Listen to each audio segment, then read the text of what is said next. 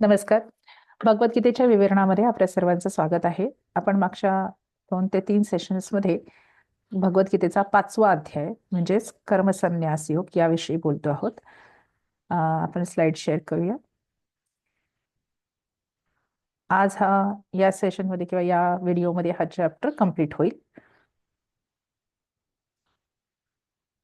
एकच मिनिट.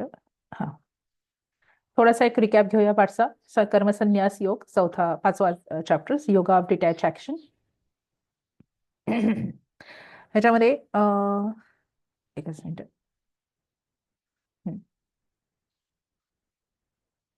त्याच्यामध्ये टोटल 29 सूत्र आहेत. त्याच्यामध्ये पहिल्या ह्याच्यामध्ये सूत्र अर्जुन विचारतो की संन्यासम कर्मणाम कृष्ण पुनर्योगम च शंससी यच्चेयम एतयोः एकम तन्मे ब्रूहि निश्चितम. म्हणजे मला एक काय तो ज्ञानयोग किंवा कर्मयोग घेतला एक श्रेयस्कर असा सांग. तेव्हा अर्जुन श्रीकृष्ण म्हणतात की कर्मसन्यास योग आणि कर्मयोग ह्याच्यामध्ये दोघेही श्रेयस्कर आहेत, परंतु कर्मयोग हा विशेष प्रकारचा आहे किंवा ते वैशिष्ट्य कर्मयोगाचं जास्त आहे. सो ते असेही पुढे सांगतात की सांख्ययोग किंवा ज्ञानयोग आणि कर्मयोग हे 2 वेगवेगळे मार्ग नाहीत, तर ते एकाच दिशेने किंवा एकाच उद्दिष्टापर्यंत आपल्याला घेऊन जातात. त्यामुळे ते 2 वेगवेगळे पाथ नाही आहेत. त्याच्यानंतर कर्मयोगाचे फ्रुट्स सांगतात की तो जितेंद्रिय असतो, विजित आत्मा असतो, विशुद्ध आत्मा असतो, योगयुक्त असतो आणि सर्व म्हणजे की सर्व प्राणीमात्रांमध्ये त्याला स्वतःच्या आत्म्याची सावली दिसते. असा मनुष्य काय करतो तर माइंडफुलनेस, ज्याला नैव किंचित करोमी इति सहमन्यते, म्हणजे मी काहीही करत नाही, उठताना बसताना झोपताना पापण्यांची उघडझाप करताना सुद्धा मी काहीही करत नाही, सर्व देवच करतो आहे हे असं तो मानतो. ओके, असं आपण मागच्या वेळेला बघितलं होतं. असा अनटच ॲटिट्यूड त्याच्यामध्ये असतो की ब्रह्मणी आधाय कर्माणी संगम त्यक्त्वा करोति यः सह पापेन न लिप्यते. नाही तो पापाने किंवा कर्मबंधनांमध्ये तो अडकत नाही, त्याला कुठलेही पाप लागू किंवा त्याला चिकटत नाहीत. जसं पद्मपत्र इव अंभसा, म्हणजे कमळाच्या पाण्यामध्ये कमळ असतं ना, कमळाचं पान काही भिजत नाही, ते जसं अलिप्त राहतं तसा सर्व पापांपासून हा अलिप्त राहतो. मग तो इथे काय करतो आहे तर तो कर्मशुद्धीसाठी इथे कर्मयोग करतो आहे पृथ्वीवर. ही रूल्स योगिनः कर्म कुर्वन्ति संगम त्यक्त्वा आत्मशुद्धये. आत्मशुद्धीसाठी तो इथे कर्म करत असतो, चित्तशुद्धी. आणि अशा प्रकारच्या कर्मयोगाला नैष्ठिकी शांती मिळते. ओके, त्याच्यानंतर आपण बघितलं होतं की त्याला वशी अशी पण डेफिनेशन 13व्या सूत्रामध्ये दिलेली आहे. आपण नंतर बघितलं होतं की देव किंवा विश्वाचा नियंता जो आहे, कंट्रोलर जो आहे, तो काहीही करत नाही. ओके, प्रकृती स्वभाव तो प्रवर्तते. प्रभुः न कर्तृत्वम न कर्मणी लोकस्य सृजती न कर्मफल संयोगम, म्हणजे कर्मफळाचा संयोग, कर्मफळ किंवा कर्तृत्व कर्म हे काहीही विश्वाचा नियंता करत नाही, तर स्वभाव प्रकृती माणसाची जशी असते त्याप्रमाणे कार्य चालत राहतात. आणि त्या प्रकृतीप्रमाणेच काही माणसं सत्कर्म करतात, काही माणसं दुष्कर्म करतात, मोहाला बळी पडतात. सो अज्ञानेन का बरं करतात तर अज्ञानेन आवृत्तम ज्ञानम तेन मुह्यंती जंतवः, म्हणजे त्यांचं ज्ञान हे अज्ञानामुळे आवृत्त झालेलं असतं किंवा मळब अज्ञानाचं त्याच्यावर दाटलेलं असतं, म्हणून त्यांच्या हातून चुका घडतात किंवा ते मोहात पडतात, असं आपण 15व्या सूत्रापर्यंत बघितलं होतं. आता ह्याच्यावर उपाय काय आहे तर ज्ञानप्राप्ती वारंवार सतत. जसे आपण क्रॉकरी असते किंवा एखादं भांडी असतात, ती जरी आपण वापरली तरी धुतो, नाही वापरली तरी धुतो. ओके, त्यामुळे क्लिनिंग करावं लागतं. तसं हे विज्ञानमय कोशाचं क्लिनिंग सतत करावं लागतं. सतत ज्ञानप्राप्ती, ज्ञान जरी आपण घेतलं तरी आपण विसरतो, ते अज्ञानाने आवृत्त होतं. त्यामुळे सतत वारंवार जिथे जिथे सत्संग किंवा चर्चा, तत्वज्ञान विषयक चर्चा, भगवद्गीता टेक्स्ट किंवा अशा त्याचा आपण नेहमी लाभ घ्यावा. त्यामुळे कारण हे ज्याचं ज्ञानेन तू तद अज्ञानम येशाम नाशितम आत्मनः, म्हणजे ज्याच्या आत्म्याचं हे अज्ञान ज्ञानाच्या प्रकाशाने नष्ट झाले आहे, ते त्याच्या बाबतीत काय होतं तेषाम आदित्यवत ज्ञानम प्रकाशयती तत्परम, म्हणजे त्याचं हे ज्ञान सूर्यप्रकाशाप्रमाणे चमकत राहतं, म्हणजे त्याच्यातून कुठल्याही प्रकारच्या वाईट गोष्टी किंवा दुष्कर्म घडत नाहीत. इथपर्यंत आपण मागच्या कालापर्यंत आलो होतो. थोडं मॅक्सिमाइज करते. 16व्या सूत्रापर्यंत आपण काल आलो होतो.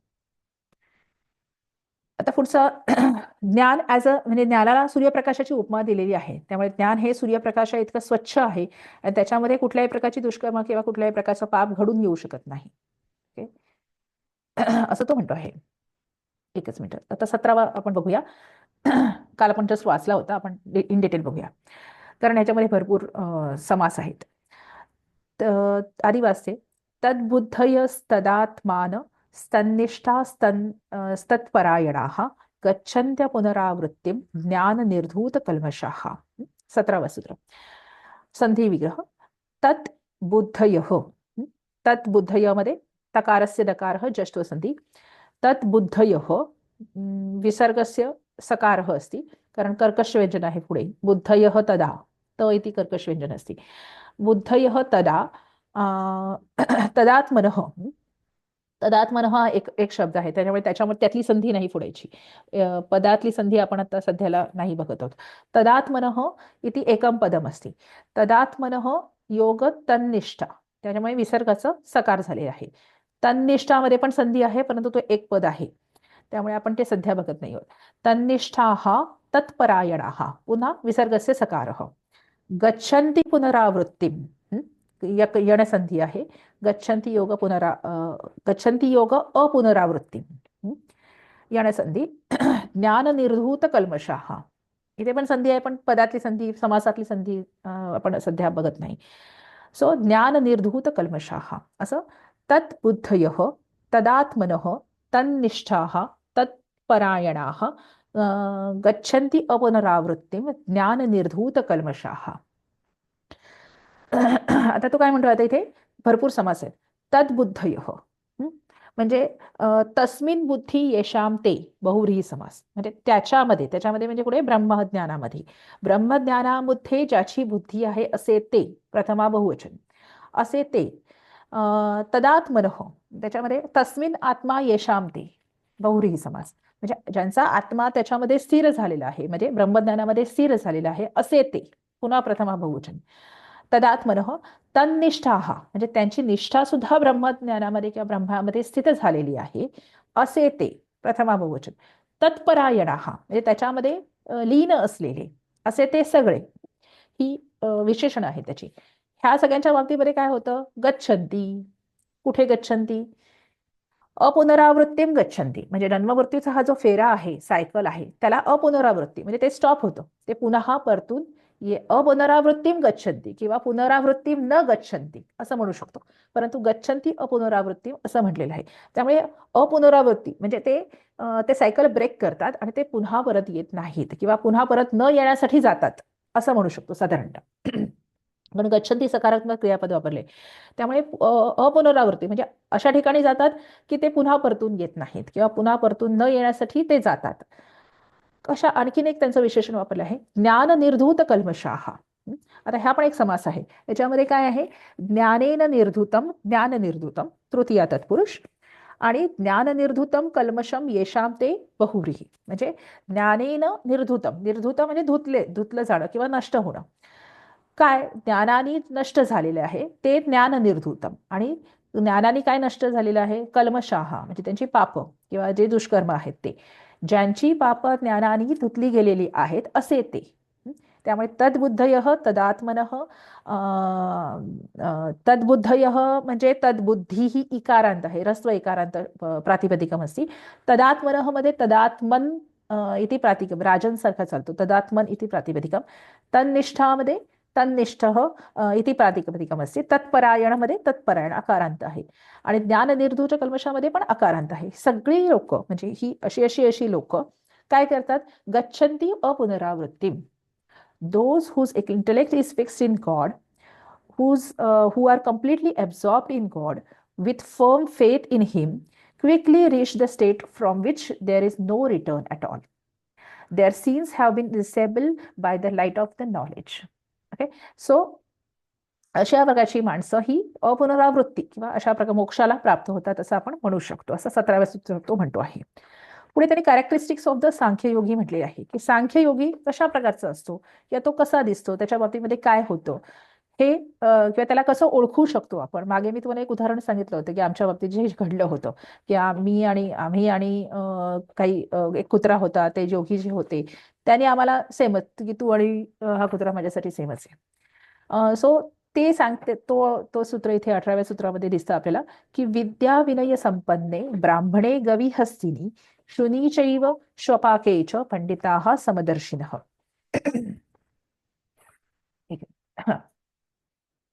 संधी बघूया. विद्या विनय संपन्ने ब्राह्मणे गवी हस्तिनी शुनी च एव, एक संधी आहे वृद्धी संधी, च योग एव श्वपाके च पंडिताः समदर्शिनः.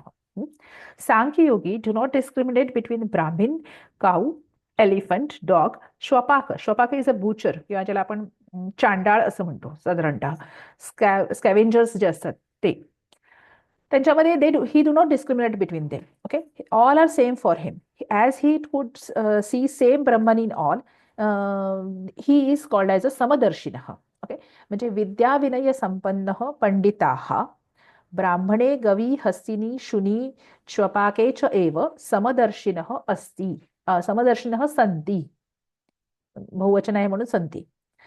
तर पंडिताः कशा प्रकारचे पंडित? विद्या विनय संपन्ने, म्हणजे ज्यांना हे ज्ञान झालेलं आहे आणि त्यातून उत्पन्न झालेला विनय सुद्धा त्यांच्याकडे आलेला आहे, अशा प्रकारचा मनुष्य, विद्यावान विनय संपन्न असा मनुष्य काय होतो? समदर्शी होतो. म्हणजे समत्व तो सगळ्यांकडे समतेने पाहू शकतो, अशा प्रकारचा तो होतो. कुठे कुठे समदर्शी होतो? तर ब्राह्मणे, ब्राह्मण व्यक्तीमध्ये, म्हणजे जो ज्ञानी व्यक्ती आहे, आचार्य आहे किंवा बुद्धिमान व्यक्ती आहे, त्याच्यामध्ये गवी, सगळे सप्तमी आहे, सप्तमी एकवचन आहे. गवी म्हणजे गायीमध्ये, हस्तिनी म्हणजे हत्तीमध्ये, शुनी म्हणजे कुत्र्यामध्ये, श्वपाके, श्वपाक म्हणजे चांडाळ, स्कॅव्हेंजर्स किंवा अशा प्रकारचे बुचर याला इंग्लिशमध्ये म्हणतात, की त्याही व्यक्तींमध्ये जे क्लास 4 लेबर्स असतात, तर त्यांच्यामध्ये सुद्धा ते समदर्शी, त्याचा समदर्शी तो राहतो किंवा त्याच्यामध्ये एकच तत्व त्याला दिसून येतं. आता इथे स्वामी विवेकानंदांची एक स्टोरी पण सांगितली जाते. या अशा 1-2 स्टोरीज आहेत, कथा आहेत स्वामी विवेकानंदांच्या, की एकदा स्वामी विवेकानंद परिव्राजिकाचार्य व्रतामध्ये जेव्हा संपूर्ण भारत भ्रमण त्यांना आवश्यक असतं संन्यासाच्या पूर्वी, त्यावेळेला स्वामीचे वेश धारण करून ते भारतभर भ्रमण करत असतात. त्यावेळेला एका ब्राह्मणाच्या, म्हणजे त्यांची रोजची दिनचर्या अशी असते की भिक्षा मागून अन्न ग्रहण करायचं. त्यामुळे काही गल्ल्यांमध्ये किंवा काही घरांमध्ये ते जाऊन भिक्षा मागत असत, ब्राह्मणाच्या घरी जात असत, वैश्याच्या घरी जात असत, क्षत्रियांच्या घरी जात असत, काही काही वेळेला शूद्रांच्या गल्ली, कारण त्यावेळेला जरा चातुर्वर्ण फार प्रॉमिनंट होते आणि त्या प्रकारची वसाहती असायच्या, असेही जात असत. तर ते एकदा त्यांना कुठेच अन्न मिळालं नाही आणि एकदा म्हणजे ते अशा गल्लीमधून किंवा अशा वस्तीमधून जायला लागले, तिथे त्यांना कळलं की हा रेड अलर्ट एरिया आहे. ओके, सो वेश्यांचा व्यवसाय किंवा वेश्या व्यवसाय करणारा जो समाज आहे त्यांच्यामधून ते जात होते. ओके, त्या वसाहतीमधून किंवा त्या वस्तीमधून. सो तिथे गेल्यानंतर त्यांच्या लक्षात आलं, ऑब्व्हियसली तिथे ज्या बायका होत्या त्यांना ऑफर केलं फूड वगैरे किंवा भिक्षा देऊ केली, तर त्यांच्यानंतर लक्षात आलं की आपण कुठल्या एरियामध्ये आहोत म्हणून.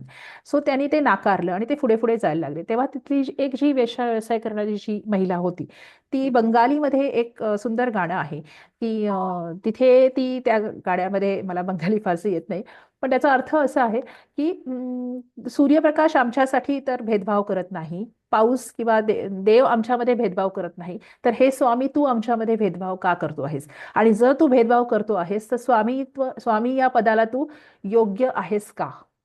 असा आणि हे ऐकल्यानंतर विवेकानंदांची बुद्धी पुन्हा जागृत होते आणि मग त्यांना पश्चाताप होतो आणि मग ते तिच्या घरी जातात, त्यांनी जी भिक्षा ऑफर केलेली असते, अन्न वगैरे, त्यांची सेवा स्वीकार करतात आणि मग पुढे जातात. ओके, त्यामुळे विवेकानंदांसारखा व्यक्ती सुद्धा जो म्हणजे अतिशय बुद्धिमान व्यक्ती आहे, पण तो पूर्वसंस्कार सोडू शकत नाही. ओके, सो असे भेदभाव करणं तुम्हाला योग्य वाटतं का, असा प्रश्न ती त्यांना विचारते. की आम्हाला देव आमच्याकडे तर भेदभाव करत नाही, विश्वासा यंत्र आमच्यामध्ये भेदभाव करत नाही, मग सामान्य माणसं किंवा तुम्ही का करता? आणि सामान्य माणसं करतात ठीक आहे, पण स्वामी किंवा जो समदर्शी आहे किंवा जो संन्यासी आहे त्यांनी आमच्यामध्ये भेदभाव का करावा? अशा पण आणखीन एक स्टोरीज आहेत 2-3. सो जो मनुष्य विद्याविनय संपन्न असतो, जो समदर्शी असतो, तो अशा कुठल्याही माणसांमध्ये कुठल्याही प्रकारच्या एक्स्ट्रीम लेवल्समध्ये सुद्धा भेदभाव करत नाही. ही एक सांख्ययोगाची किंवा ज्ञानयोगाची लक्षण मानलं जातं. त्याच्या बाबतीत काय होतं की 19व्या सूत्रामध्ये म्हटलं आहे की इहैव तैर्जितः सर्गो येषां साम्ये स्थितं मनः निर्दोषं हि समं ब्रह्म तस्मात् ब्रह्मणी ते स्थिताः. संधी विग्रह करूया. इह एव वृद्धी संधी.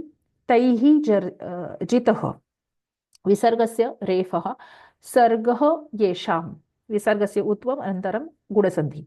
साम्ये स्थितं मनः निर्दोषं हि समं ब्रह्म तस्मात् ब्रह्मणि ते स्थिताः. म्हणजे whose minds establish in equality conquer equality, they conquer the world in this life itself. म्हणजे ज्यांचं माइंड हे या अशा प्रकारच्या समदर्शी झालेलं आहे किंवा त्यांचं समत्व त्यांच्यामध्ये प्राप्त झालेलं आहे. येषाम मनः साम्ये स्थितः, म्हणजे ज्यांचे मन साम्यावस्थेमध्ये अशा प्रकारच्या साम्यावस्थेमध्ये स्थित झालेलं आहे, ते काय करतात? तैही सर्गः जितः, सर्ग म्हणजे संसार, हा पूर्ण पृथ्वीचा जो काही संसार आहे तो, तैही म्हणजे त्यांच्याकडून हा संसार जिंकला जातो किंवा ते ते हे संसार जिंकून घेतात. इह एव म्हणजे इथेच जिंकून घेतात, म्हणजे मृत्यूनंतर किंवा मोक्ष मिळाल्यानंतर नाही, इथेच ज्यांचं मन साम्यतेमध्ये स्थिर झालेलं आहे त्यांच्याकडून हा पूर्ण संसार जिंकला जातो, इथेच आत्ताच. निर्दोषम ही समम ब्रह्म तस्मात् ब्रह्मणी ते स्थिताः. They possess the flawless qualities of God and are therefore seated in the absolute truth. मग त्यांच्या बाबतीमध्ये काय होतं की समम ब्रह्म ही निर्दोषम असती, म्हणजे अशा प्रकारचं सर्व प्राणी मात्रांमध्ये हत्ती, कुत्रा, वेश्या, चांडाळ, राजा, ब्राह्मण यांच्यामध्ये जो समानता बघू शकतो, ओके, किंवा त्यांना समानतेने ट्रीट करू शकतो, वागवू शकतो, त्याच्या अंतरात्म्यामध्येच ब्रह्माची स्थिती झालेली आहे किंवा त्याला ब्रह्मस्थिती प्राप्त झाली आहे असं म्हणू शकतो, आणि तो निर्दोष होतो. समम ही ब्रह्म निर्दोषम तस्मात् ब्रह्मणी ते स्थिताः.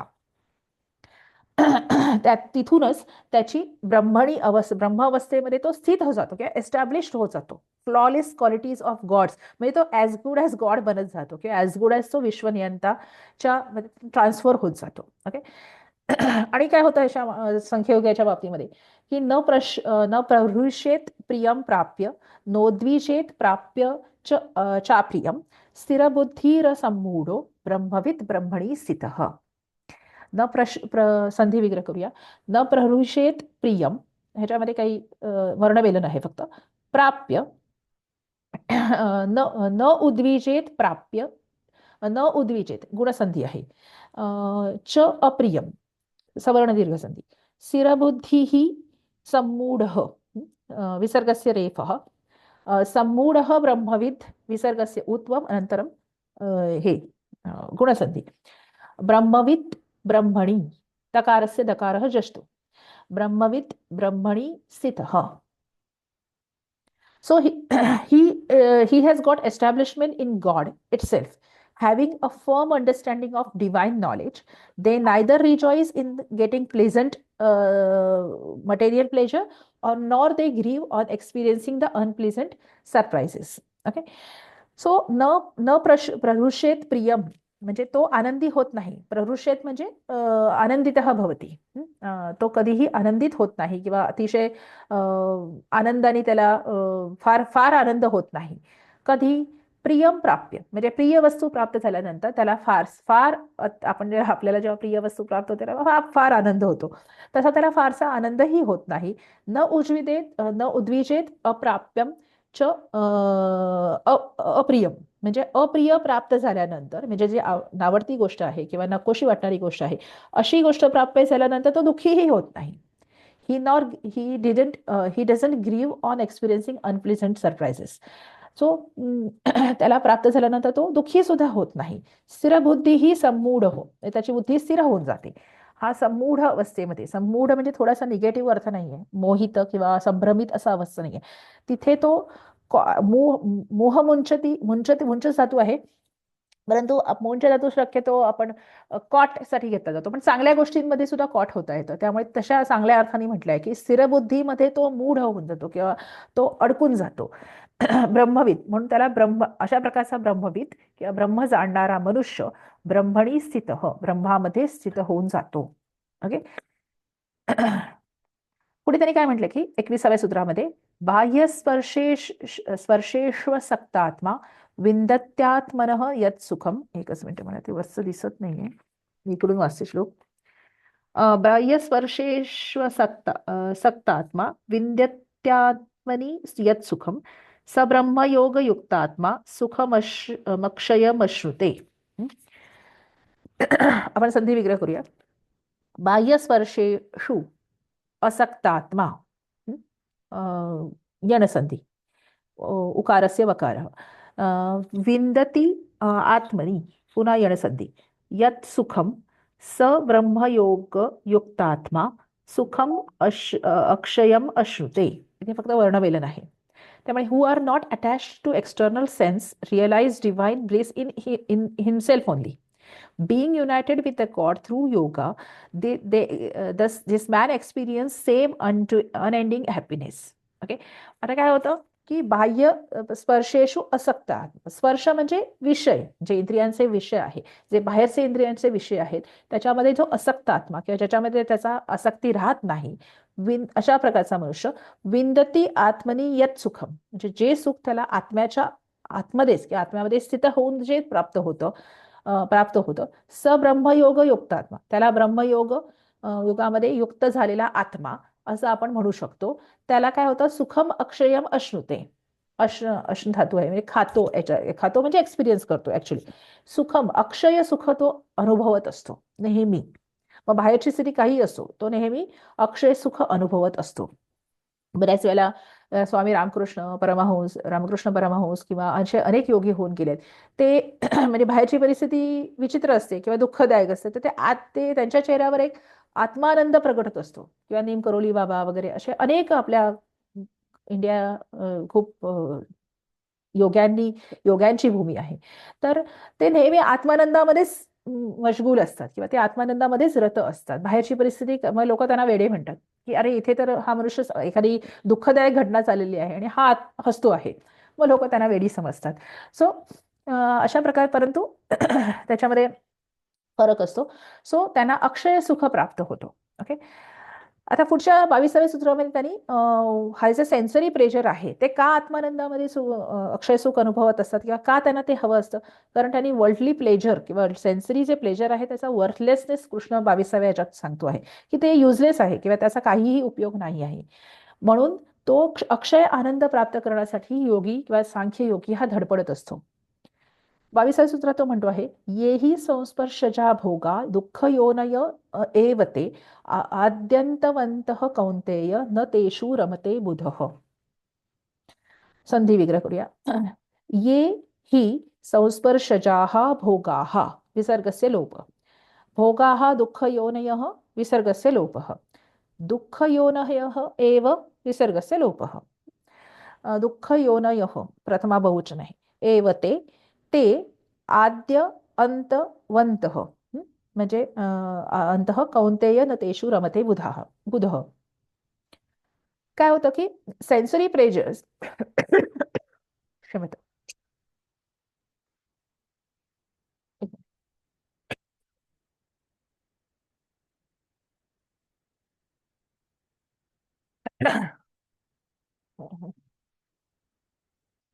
Sensory pleasures are the source of misery ना, असं त्यांनी म्हटले आहे. येही संस्पर्शचा भोगाः,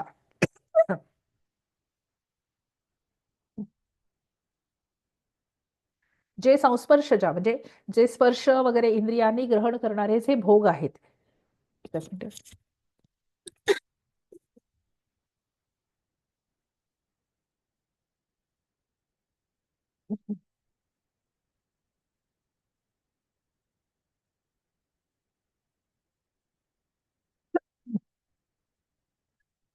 जे संस्पर्श म्हणजे स्पर्शेंद्रियांनी किंवा बाहेरच्या इंद्रियांनी जे ग्रहण करणारे जे भोग आहेत ते दुःख योनय, म्हणजे त्या दुःखाच्या योनी आहेत किंवा सोर्स ऑफ मिझरी. ते आद्य अंतवंत, म्हणजे त्यांना आद्य आहे म्हणजे त्यांना उगम आहे, त्यांना अंत आहे म्हणजे आद्य अंतवंत. अतः हे कौंतेय बुधः तेषु न रमते, म्हणजे पंडित लोक such places have a beginning and an end also, म्हणजे त्यांना एक सुरुवात असते आणि त्यांना एंड पण असतो. ते अक्षय नाही आहेत.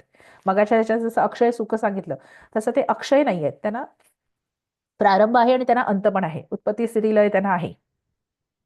So such pleasures have a beginning and an end आद्य अंतवंतः आद्य अंतवत तकारांत आहे प्रातिपदिकम प्रथमा बहुवचन. So the wise do not delight in them. त्यामुळे तेषु न रमते बुधः. बुधः म्हणजे जे पंडित लोक असतात, सांख्ययोगी असतात, ते त्यांच्यामध्ये रमत नाहीत, की त्याच्यामध्ये त्यांना काहीही इंटरेस्ट नसतो. ते अक्षय सुखाच्या शोधामध्ये असतात.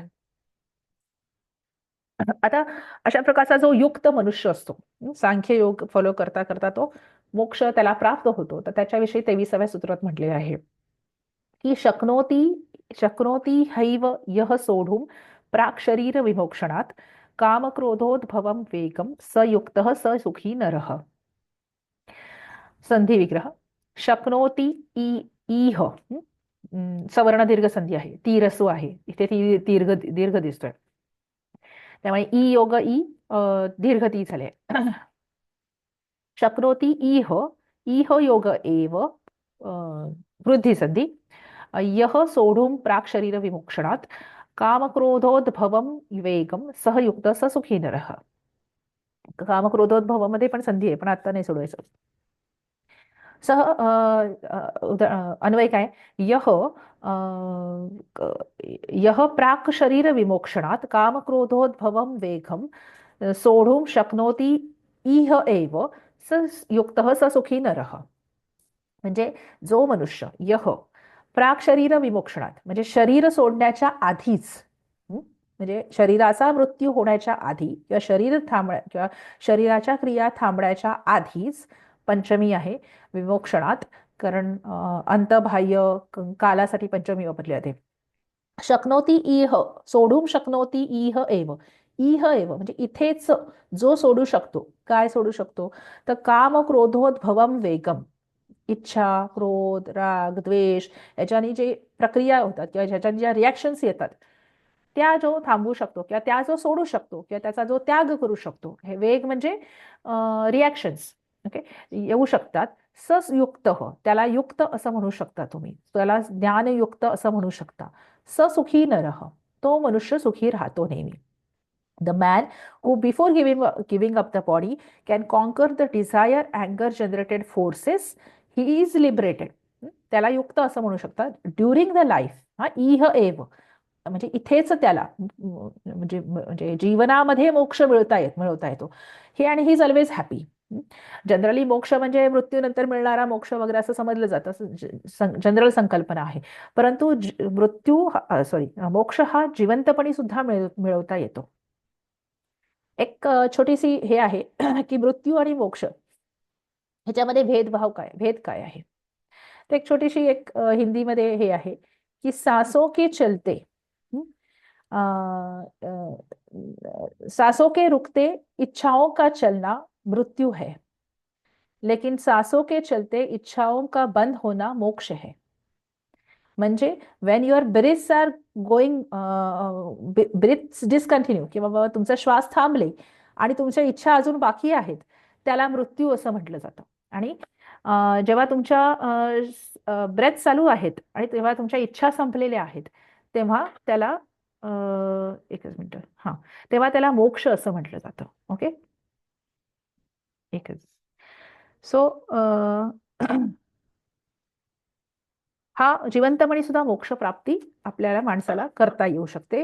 ह्युमन बॉडीमध्ये किंवा ह्युमन बॉडी किंवा शरीर, मानवी शरीरामध्ये ती शक्ती आहे. अशा माणसामध्ये काय होतं किंवा कोणाला अशा प्रकारचा मोक्ष मिळतो, who deserves this kind of moksha.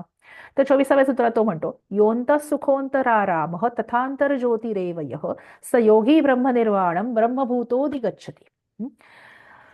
यो यह अंत सुख म्हणजे हुज हॅपीनेस इज विदिन ब्रह्मन किंवा ब्रह्मामध्ये ज्याचा हॅपीनेस आहे, ज्याचा आनंद आहे, ब्रह्म अवस्थेमध्ये ज्याचा आनंद आहे. अंतराराम हुज डिलाइटनेस किंवा ज्याचा आराम किंवा ज्याचा कम्फर्ट हा ब्रह्मामध्ये आहे. तथांतर ज्योतिरेवयः ज्याचा इल्युमिनेशन किंवा ज्याचा प्रकाश किंवा ज्याच्या काय म्हणू आपण त्याला, सुख, आराम आणि ज्योतीमध्ये थोडा फरक असतो, की ज्याचा क्लिक होणे म्हणतो ना, तो ब्रह्मामध्ये आहे. ही बिकम्स वन विथ ब्रह्मा. यह अंतः विसर्गस्य उत्व अनंतरम गुणसंधी अनंतरम पूर्वरूप संधी. सुख परत ती दुसऱ्या याच्यात पण तसंच आहे. अंतः सुख अंतः रामः तथांतर ज्योतिरेव. ज्योती ही एवह मध्ये विसर्गस्य रेफ आहे. सह मध्ये विसर्गाचा लोप झालेला आहे. योगी ब्रह्मनिर्वाणम ब्रह्मभूत भूतः मध्ये पण विसर्गस्य उत्व गुणसंधी आहे. त्यामुळे असा मनुष्य ब्रह्मभूत अवस्थेला प्राप्त होतो. ब्रह्मभूतः अधिगच्छति. and he deserves the moksha or he gets the moksha during the life. लभन्ते ब्रह्मनिर्वाणम ब्रह्मनिर्वाणम ऋषयः क्षणकल्मषाः छिन्नद्वैधा यतात्मनः सर्वभूतहिते रताः. म्हणजे अशा माणसाच्या बाबतीत काय होतं, whose sins have been purged, whose doubts are cut off, whose minds are disciplined, who are devoted to the welfare of all beings, attain God and are liberated from this material existence. म्हणजे ते क्षीणकल्मषाः ऋषयः म्हणजे ज्यांची पाप नष्ट झालेली आहेत असे ऋषी ब्रह्मनिर्वाणम लभन्ते. त्यांना ब्रह्मनिर्स्थिती प्राप्त होते.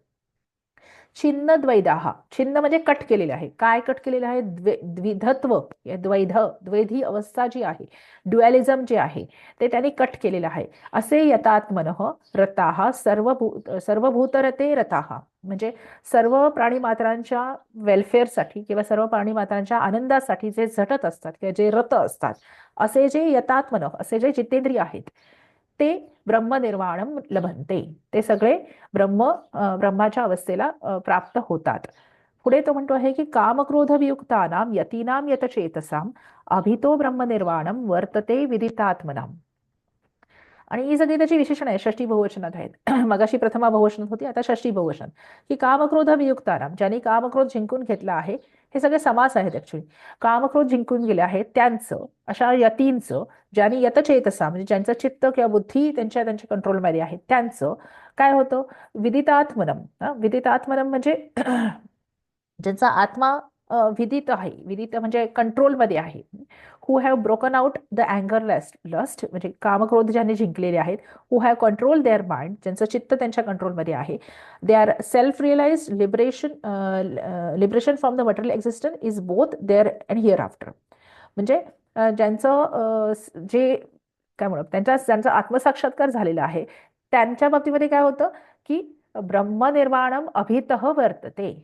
अभितः मध्ये विसर्गाचा उत्व अनंतरम गुणसंधी.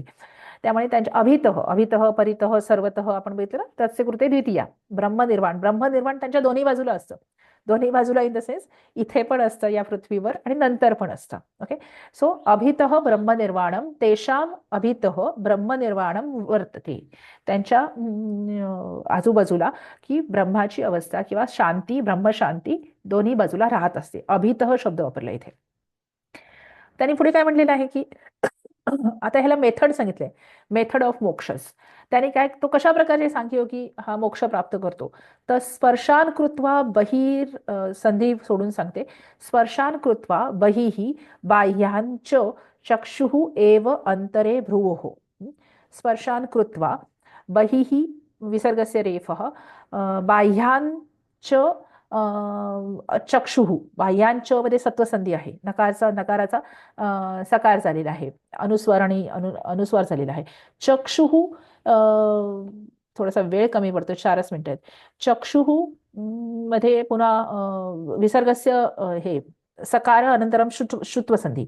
च एव अंतरे सवर्ण दीर्घ संधी. भ्रुवोः प्राणापानौ समौ कृत्वा नासाभ्यंतर चारिणौ.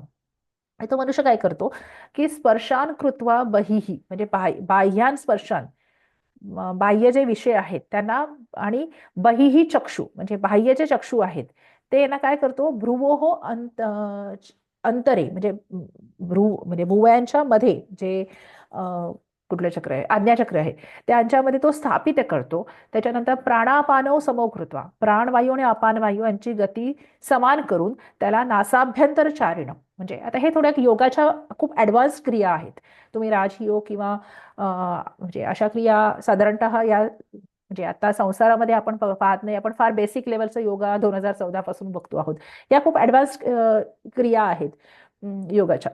तर त्या नासाभ्यंतर चारिणं म्हणजे नासाच्या अंतर्भागामध्ये त्याचा समान पद्धतीने त्याचा हे होत असतो, याच्यामध्ये इड्या पिंगळाचा बराचसा संबंध आहे.